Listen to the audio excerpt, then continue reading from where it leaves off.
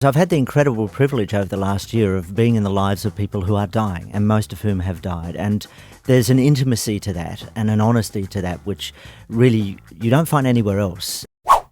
You have created a phenomenon with your podcast Better Off Dead and talking about the subject of euthanasia. I wouldn't have thought that this would be something that would capture people the way it has. I'm sure you put it out there with just the idea of getting the conversation happening. But has the reaction surprised you? Yeah, very much so. I mean, I really would understand if people don't want to listen to a podcast about a sister dying and the end of people's lives. But on the other hand, this is a subject which every survey in the last 20 years has shown the vast majority of Australians feel very strongly about. And I think that's because so many Australians have the experience of somebody they know, somebody close to them, who hasn't died well. And like me, they think, shouldn't we have a law to do something about this? Can't we do better than this? Mm-hmm. And what was your reason for getting this conversation started in the first place? It comes from a personal story. Yeah, initially watching my own father died. My father died in 1997 and it's what's called a bad death. His last 3 days when he was in a coma, he was just in pain. Despite the pain relief, he was just in pain. And I remember thinking then, as I think now, why? You know, to whose benefit was my father, who to all intents and purposes was dead, to whose benefit was he kept alive for 3 days of pain?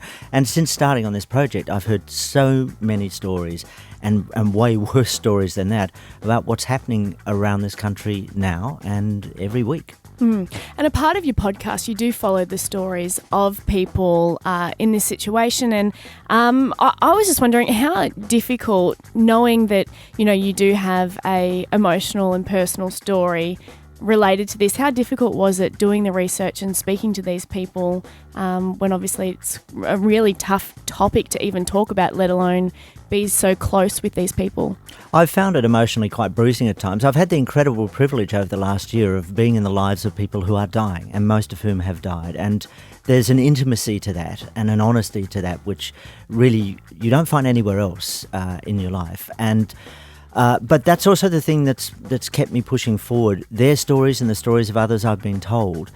There's such an injustice, I believe, happening in Australia about the way people are being told that they have to die and about the lack of choices people have at the end of their life. That's what keeps me moving forward. And, you know, if I can just tell you one little story that I got. Since I started doing this, I got an email out of the blue from a young man in Queensland called Jason, who wrote to me. I was astonished, from his wife's deathbed. She was 38. She had cancer, pancreatic cancer. Her name was Melanie. And he said that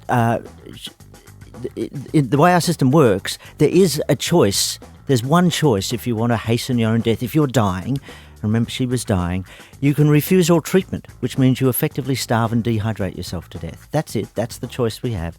And he said he'd been watching her for 10 days, waiting for this woman with pancreatic cancer to die. And it took another 5 days. And he said, in the end, this is just cruel. This was just cruel. And I thought, why, to whose benefit was this woman kept alive? And the answer to that question is not to hers. It was to the benefit of a relatively small group of Australians whose morals tell them, no, this is just not right.